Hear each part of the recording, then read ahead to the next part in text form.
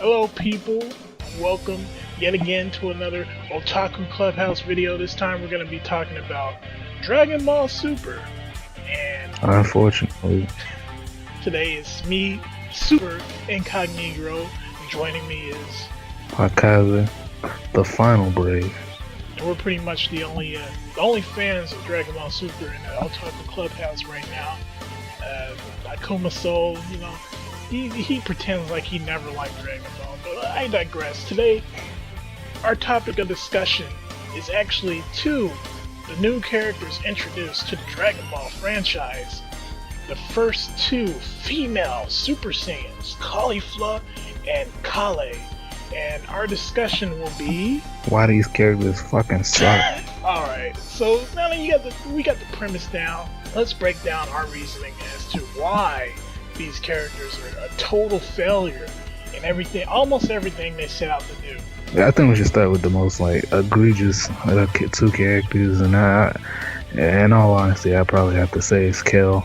Yes, Kale, the female Broly, as they would say, which she is. She's just an embodiment, Rule 63, fan service, out the ass of Broly. She has the big hair, the light green aura. The fuck, what? She had fucking frame for frame just rip off of Broly's a lot of Broly stuff from the first Broly movie 8, Legendary Super Saiyan. All of her feats in this arc are just copy, one for one copies. And it's fucking okay. Totally understands what they're doing. Broly is incredibly popular, and people fucking love him. Me included. That's probably my favorite Dragon Ball character, canon or not. And okay, you want to put him in the series without putting him in. I think that's completely fucking shitty, and I think it shits on the character when you just turn him into a fucking you turn everything that made him cool and just throw it out of the fucking window. Cause it's just, it's an imitation. Okay, they wanted to, if you wanted to cash in on it, maybe you could have made a Broly in quotations and just redo his fucking backstory and make him a different character and then put him in. That would have been alright. People would have I would have loved it. But now you have a fake Broly when she's in Legendary Super Saiyan, and then you have her in her base form, which is a typical I'm so timid. I'll need something. So in terms of aesthetically, they don't even compare, right? Broly is iconic. Kale is not so much. In fact, the only reason why you will remember Kale is because you're like, oh, you put to your mind the image of Broly, and then you just you throw a fake boob job and fucking clothes covering up. So I really don't think she looks. Well, she obviously doesn't look unique, but I don't think she stands out at all. And when she's transformed and when she's untransformed, she's still just a meek, timid, typical that type of character. So let's transition into her personality, which I think is also fucking an egregious ripoff. Except they tack on this extra layer of, she's timid, she's not confident in herself, but she looks up to her on Aesop, Caulifla. She thinks that Caulifla is so great, so good, blah blah blah. The problem with this is we don't see their backstory, so I don't give a shit about why she idolizes this one character. It just makes her look weaker than she's intended to be. And it's just and then the absurdity of how she even reaches her quote-unquote legendary form, her berserker form. That was the entire fucking thing that people the people who don't like Broly and people who really hate him. Fucking Broly's lame. He's fucking triggered by Goku crying. Okay, I'll give you that. It's kind of silly, right? But the fucking Kale is she's triggered by anybody fucking talking to Caulifla. And it doesn't make any sense. When she first transforms, Kaba is trying to teach those two how to turn Super Saiyan, which that's another topic entirely that we can rant on later. But we're gonna save that for the other one.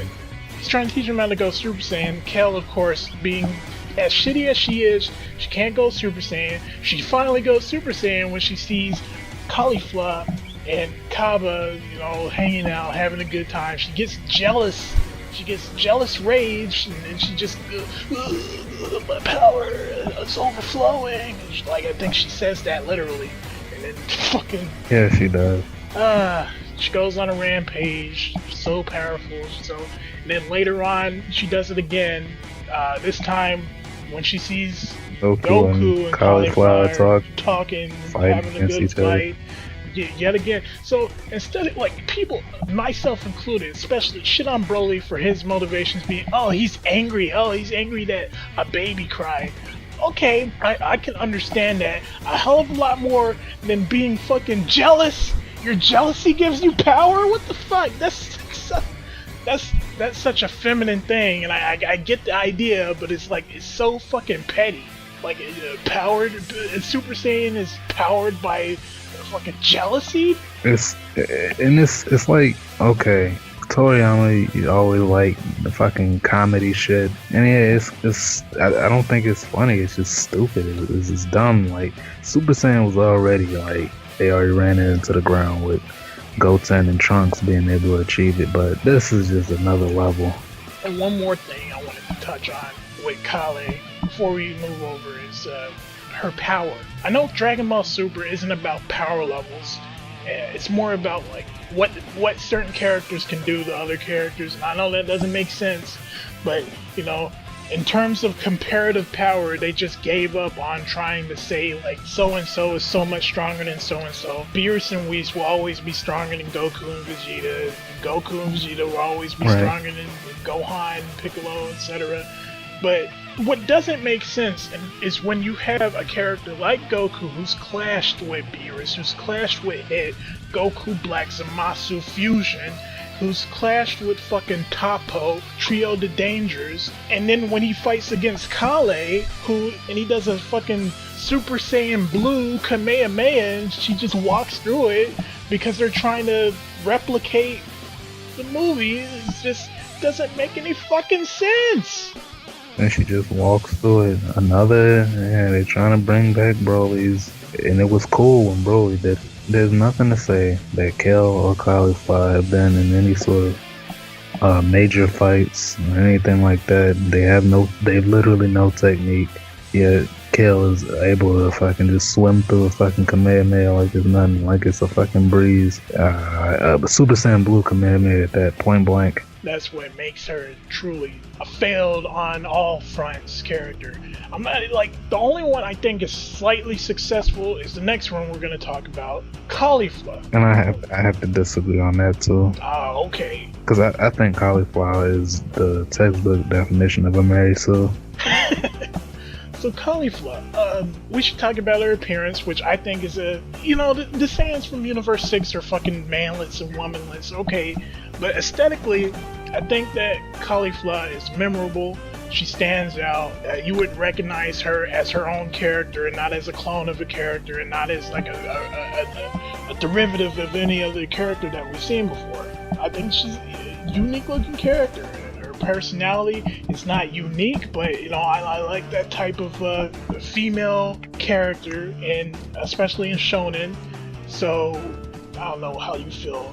I don't think that there's a single redeeming quality to Cauliflower's design other than her hair. Her hair is pretty cool. It looks like some typical Saiyan hair. Okay, but like she looks like a fucking the old toy for girls? They had like little noodle arms. I used to see the commercials all the time. It was like Betty Spaghetti. Is that it? That's what she fucking looks like. And her fight, she has like this fucking dumbass pink top thing on and some like blue pants. She looks awful. Like her clothes look completely awful. Her body looks like fucking shit. And what else am I supposed to say? Her personality, fucking typical fucking. You know what she reminds me of? She reminds me of a fake blonde Lunch. Lunch? From Dragon Ball, the original series. Yeah, a fake Lunch. Cause Lunch was all rough around the edges and shit, and had that fucking Well, like I said, that type of female personality is not uncommon in shonen. So we should go down to her powers, how she acquired them. which, you know, is subject of ridicule for the past couple of months. It's just like ridicule is a fucking understatement, because this is the final nail in this fucking Super Saiyan coffin. Super Saiyan is a fucking joke.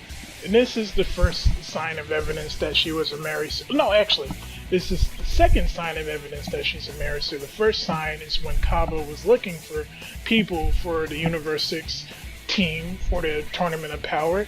He first went to his mentor, and his mentor's like, oh, well, I can't do it, but you need to go to my little sister who is way stronger and way better than me. Red flag number one. Let's continue. Kaba then goes, seeks out Caulifla. She brings along Kale and all the bag of fucking shit that entails. They go to train to be a Super Saiyan. Kaba, of course, knowing only the one way, is trying to get her angry. He's like, yeah, if you get angry, you can turn into a Super Saiyan. And then, you know, Caulifla, being the perfect fucking princess that she is, says, I don't got time to be angry, so just teach me how to do it. And he said, well, I guess concentrate. I guess you just channel your energy into your fucking bag acne until it pops and you turn Super Saiyan. Caulifla just turned Super Saiyan and said, oh, it's so tingly. Strike 2. The strike 3. I mean, there's gonna be more than three strikes. Strike 3 was a fucking... This shit, it bothered me on a personal level. Cause, alright, the training again, and fucking Kel...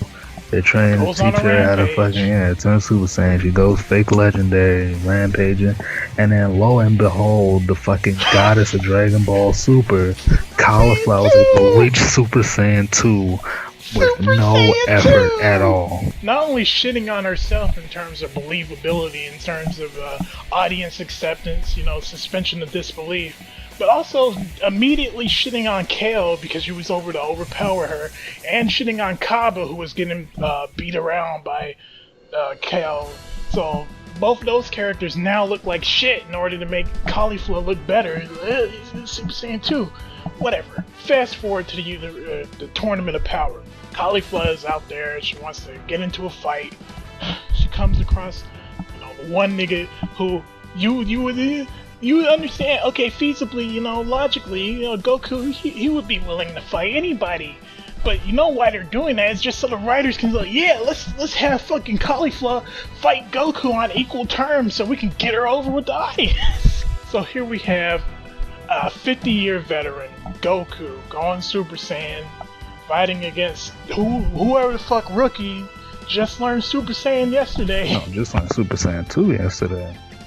Goku's sitting there trying to teach her, being her fucking mentor. Being her best friend after fucking 20 seconds of fighting each other. Teaching her how to how to re-access Super Saiyan 2. And then he's just like, yeah, you keep out this rate, you're gonna reach Super Saiyan 3. Even though Super Saiyan 3 took years of training in the other world for Goku to achieve. Years of training in a world where he didn't have any limits. He didn't have any limitations of a physical body.